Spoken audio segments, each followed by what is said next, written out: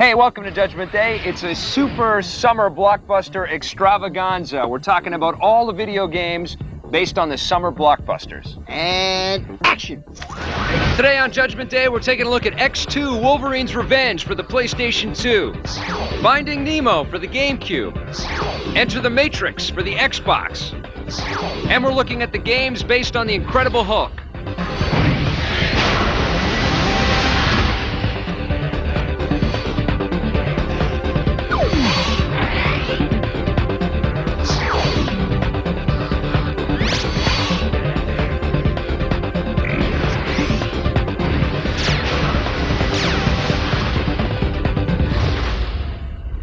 Well, all right, we can't talk about summer blockbusters without talking about the enormous movie game integrated project called Enter the Matrix. This one's from Atari, and it's developed by Shiny Entertainment. We're talking about it on the Xbox, but it's also available for the PlayStation 2, GameCube, and PC. What'd you think of this one? The thing that hits me about this game is that it's not really based around the movie. It's a whole other new storyline that is supposed to run parallel to the movie. Now, Right. Some people may think it's cool, and I've been reading a lot of interviews with the Wachowski brothers about the game. Wachowskis. And them too. I don't buy it. I'm sorry. I think it's a lame excuse for not being able to play Trinity or Neo or Morpheus. Lame excuse. You don't play the Spider-Man game and play Mary Jane, okay? I was disappointed. I have to be fair and square here. I was disappointed by the fact that you couldn't be Neo and that you weren't able to sort of take on the role of the main characters. But it's cool that the Wachowskis took a part in the development of this game. I mean, they actually sat down and designed the story and worked with the game designers to make sure that their story was told through the game. They saw that video games have as much merit for storytelling We commend them for that. as the movies do. Unfortunately, the game is littered with so many problems and you know, disappointing elements. It doesn't live up to the expectation at all. I think this is what happens when movie people try to write a video game. I mean, leave it to the game designers. Even the cut sequences with the filmed bits that the Wachowski brothers actually put together for the game, some of those come off a little bit cheesy. Captains. Captain Niobe, my crew and I appreciate what you did for us back there. How is he? He's alive. Happy to be alive. Let's get going, because you know Morpheus is not going to show until after we get started.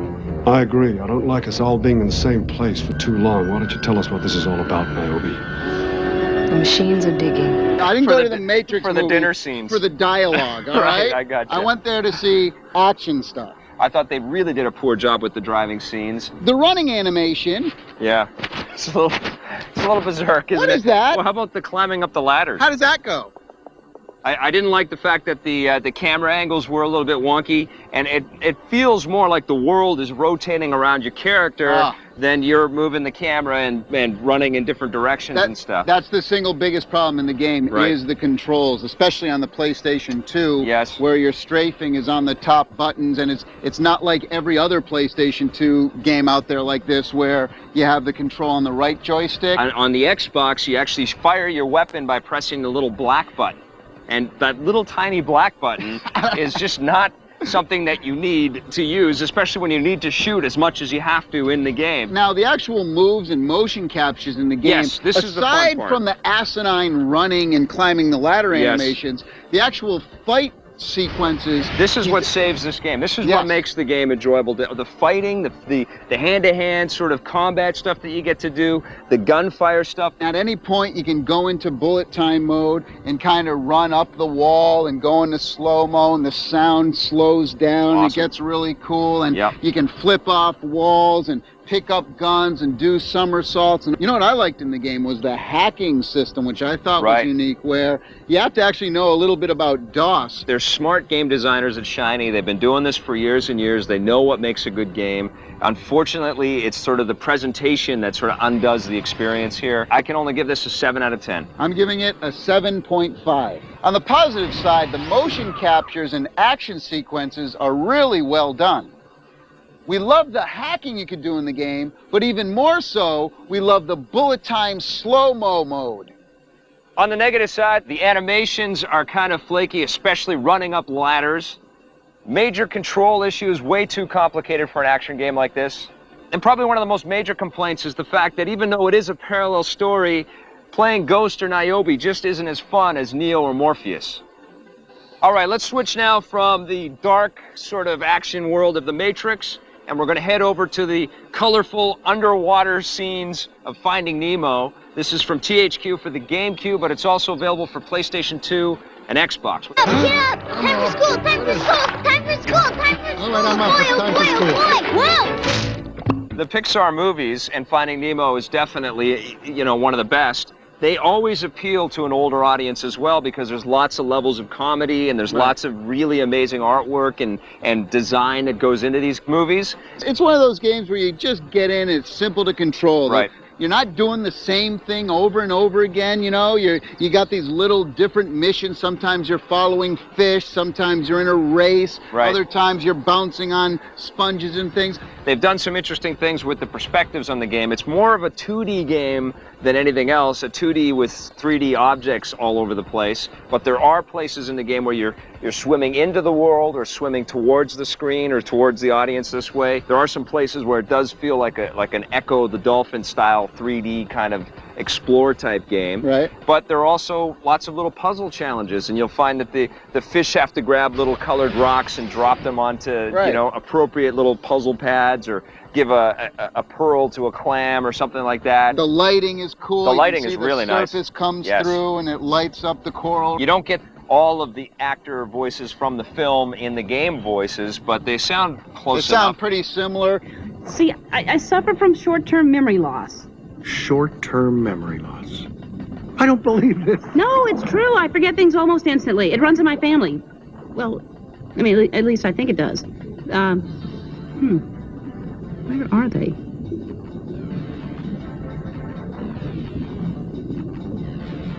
Can I help you? What was up with those loading screens, though? That's what I want to know. That's the biggest problem with this game. 3-minute loading screens. You know what would have made the loading screens better? What's that? Nemo's on the screen when it's loading. If he was pooping, that would have been fun. See, because I would have sat there for 10 minutes watching the fish poop. I'm going to give this game 7 out of 10. I'm giving it a 7 as well. On the positive side, the graphics in the game are very close to the source. Really nice looking stuff. The action transitions from 2D scrolling pieces to pseudo 3D action adventure kind of stuff. And the interaction between all the fishy characters is kind of fun, especially if you're a fan of the film. On the negative side, the loading time was absolutely horrendous. Although there are a lot of different things to do in this game, it's really skewed to a younger audience. Sometimes a little unclear on what your objectives are. Well, that's it for The Matrix and Finding Nemo. When we come back, we're going to take a look at X2, Wolverine's Revenge. That's cool. I'm Kristen Holt, and let's think, a retro 80s game. Does Mega Man count? Is that retro? I love Mega Man, and it was really hard. I don't think I did well at all at it, but I loved that game.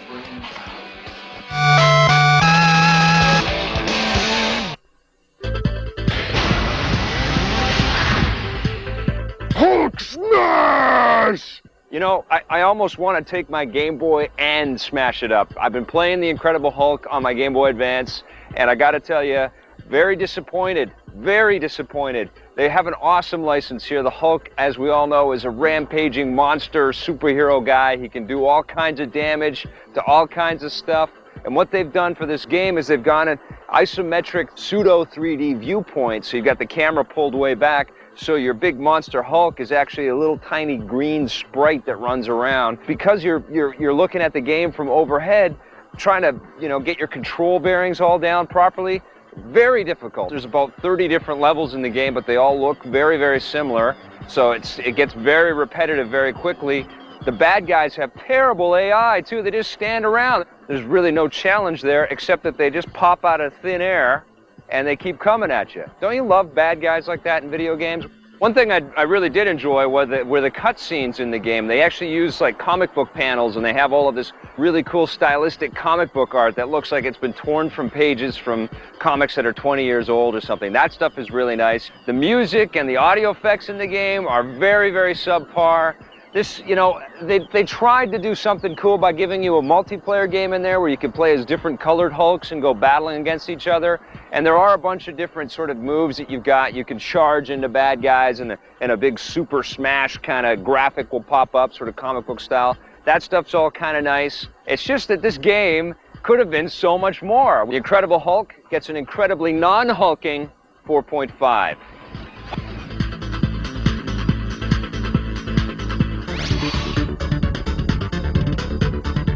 All right, we're back. We're still talking about games based on summer blockbusters. This time, it's X2 Wolverine's Revenge from Activision. It's for the PS2, but also out on the GameCube and Xbox. What'd you think of this one? Well, one of the problems I had was the artificial intelligence on the guys you fight. I mean, there were times where I would just like run around guys, they wouldn't do anything, and I'd be standing right behind them, and other guys are just looking at me, and I'm killing everyone. It's true. You'll be walking through as Wolverine, sort of sneaking by, and you'll see guys like pointing their gun, looking in the absolute opposite direction. You'll walk right up behind a guy and just go whoosh, and then he'll wake up and start to try to attack you. Well, wait, that's the other problem I have, though. You got the Wolverine claws, right? Right. And then you could go up behind a guy and go whoosh, yes, but it doesn't kill him. It's no. like, wait a second, it's supposed to be the hardest metal in the universe kind of thing. What they should have done is made the AI tougher and made the guys a little bit weaker.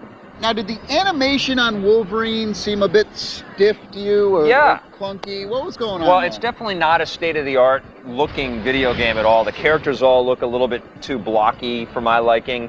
The textures aren't that great in the game. There is some sort of a cartoony, you know, comic booky kind of look to everything. Comic booky, but it's not as slick or as polished as I gotta the call my Spider-Man comic game. booky. You gotta call your comic. I gotta call my comic bookie. I gotta put a bet on the Hulk versus Spider-Man. Bet on the I did like some of the close-ups during some of the cut sequences and stuff. I mean, you get the snarl in Wolverine's face. Yeah, the cinematics and cut scenes were good. Hey, birthday boy, I brought you a present.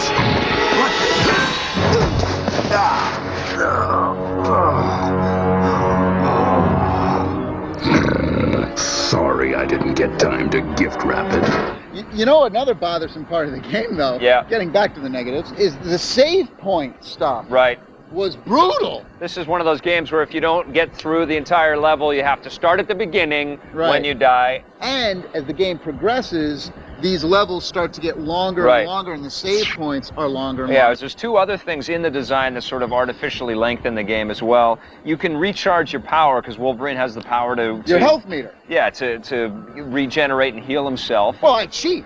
It's not called cheating. I take advantage of the system, as they would say. So, for example, if I beat up a guy and my health gets low, I'll just sit there and wait. Yep. I sit there for 100%, then I take out the next guy, then you stop, you wait till your bar goes up, come around the corner, get the next guy. It's not fun watching this guy play, let me tell you. The other thing that slows down the pace, too, is you have stealth moments where Wolverine starts sort of walking a little bit slower. You can see heat on the heat all over the place. You have these finishing moves as well that you can collect throughout the game. Right. I didn't actually like the physical sort of tactile response in the fighting either. I thought that there was a little bit of hesitation on every button press. You know, it's just not as fun to fight as it should be in a Wolverine game. I really like the fact that they got Mark Hamill and Patrick Stewart to do the original voiceover. I was happy to see Patrick Stewart. He's from the movie, obviously. He's playing Professor X. That's cool. Another great thing. Mark Hamill as Wolverine. Colossus, old bud. What are you doing here? Sure ain't waiting for a bus.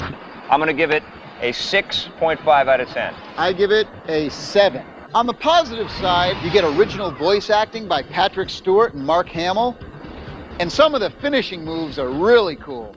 On the negative side, the fighting in this Wolverine game just isn't as tactile and satisfying as you want it to be. The AI on the bad guys is ridiculous, and overall, the game just looks really bland, especially when you compare it to Spider-Man. Say you are Wolverine and you want to play your PlayStation 2 games, but your claws keep cutting the cord on your PlayStation 2 controller. We've got something to help you out there, Wolverine. This one's called the Logitech cordless controller for the PlayStation 2, and it's similar in design, look, and feel to the Xbox cordless controller that Logitech has put out and we've reviewed on this show. You know why it's great that this controller is wireless? Why? Because it's shaped like a boomerang. So if you're playing and you get really mad, you go Boom, and then you can still play. You definitely are going to feel the quality in this thing. It's also very ruggedly designed, so when you are using it as a boomerang, you're not going to have to worry about it hitting the walls. And well, if it does, you're going to put a heck of a dent in there. Yeah, not only is it larger, but it's also quite a bit heavier. I actually dropped it on my toe, on my foot, and I didn't have a shoe on, and I was in pain. The other thing about this controller is that it's not cheap. It's going to run you about $60. $60? Yes, I know. Hold on to your hats. So you're going to recommend the cordless controller? You know, I'm not. Okay. So there. I want them to make a PlayStation 2 controller wireless that's exactly like the PlayStation 2 controller. Performance is excellent, but I can't recommend this one either. Stop trying to reinvent the wheel. Give us what we want. On the positive side, the performance of the Logitech cordless controller is excellent. You can be playing games from miles away. The button layout is great, and the feel of the controller is very sturdy and tough. It's going to take some abuse, and it'll work really well as a boomerang. On the negative side, you need really big hands for this controller. You know what they say about people with big hands? Big gloves. It's extremely heavy, so when you drop it on your buddy's foot, he's going to be in some pain. Stick around. We're going to be right back with a look at the new Hulk game. Don't make him angry. You're plugged into G4. I'm totally commando under this lab coat. Hi, Lee Rarman here, host of Arena, and one of the fun things about getting to host a show was that I knew nothing about video games. But what kind of got me off the hook, got me the get-out-of-jail-free card, was the fact that I was Hawk on the American Gladiators.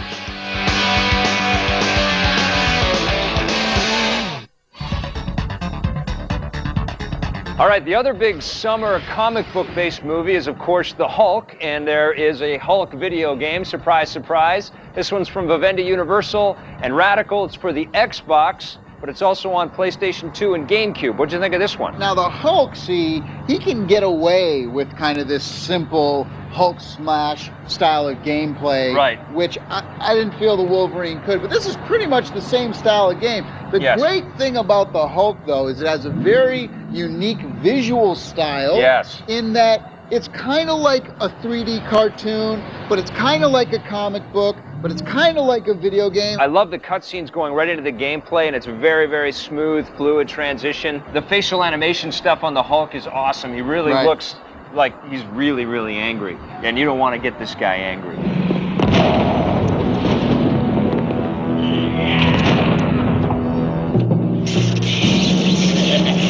I could do someone else. I think the most satisfying thing about the look of the game is all of the destructible elements that are in there. You got pieces flying everywhere, smashing through glass buildings, jumping in through giant metal doors. You can literally pick up every single item in the entire game and either smash it or bludgeon people with it, which is even including people themselves. But the best part of the game, I thought, was when you pick up a guy and you throw him off the roof of the building. Now, it isn't always just the Hulk smash-style gameplay. Sometimes you play as the mild-mannered Bruce Banner, the scientist. Boring. And his levels are kind of, well, they're boring. But he's kind of like a stealthy dude, and he's got to solve puzzles and sneak around and not get seen. It does get kind of boring after a while. He doesn't climb walls like Spider-Man. It was so kind of Final Fight kind of repetitive. You're just always moving that's from what Hulk does. What does Hulk do? He smashes. Hulk smash! All right, I give you that. But if that's all you're looking for is just Hulk smash, you're going to be entertained. I'll tell you what was great was the rumble in this game was phenomenal. You got to have the rumble going. And with the cinematics, you know, when the helicopter's going, and when Hulk smashes on, boom, on the ground. That's fun. I had the controller down my pants more than I had it in my hands. Right. My favorite part of the game, speaking about rumbles in your pants, Jennifer Connelly is in this game. There you go. Well, she's not actually, her voice isn't in the game, but there's pictures of Jennifer Connelly. I tell you what, you got pictures of Jennifer Connelly and a rumble pack down your pants. I don't know what else to say. Sounds like a hit to me. I'm going to give it 7 out of 10. I give it a 7.5. On the positive side, the visual style of this game is really unique. The cutscene cinematics are well done, but my two favorite things in the game, throwing people off the roof and pictures of Jennifer Connelly. On the negative side, the action in the game, although fun, gets very, very repetitive. Once again, the artificial intelligence of the bad guys is very disappointing. And the fact that all the biggest bad guys in the game all have the Hulk's powers as well is discouraging, especially those Hulk dogs. Today on Judgment Day, we took a look at Enter the Matrix for the Xbox. The bullet time is cool in this game, and we love the movie extras and the hacking, but we can't understand why we can't play as Neo, Morpheus, or Trinity. On the PlayStation 2, we looked at X2 Wolverine's Revenge. There's some cool comic book extras in the game, and the voice acting's pretty fun, but the gameplay itself is very routine. Also on the Xbox, we looked at the Hulk. There's great destruction in this game, and there's cool pictures of Jennifer Connelly, but the Hulk gets very repetitive very quickly. On the GameCube, we looked at Finding Nemo. This is a great-looking game that's perfect for the kids, but the load times are unbearable. In hardware, we looked at Logitech's cordless controller for the PlayStation 2. Now, there's great functionality in this thing, it's just really big and really heavy. On the Game Boy Advance, I looked at the Incredible Hulk. The overhead perspective on this game makes the Hulk look way too puny. So there you have it, a bunch of games based on some of the biggest summer movies, and once again we see, well, most of them are mediocre. Which one was your favorite?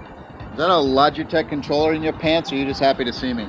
Don't look at my pants at the end of the show. He's turning into the Hulk. All right, we're going to see you guys next time on Judgment Day. Thanks for watching, you little freak.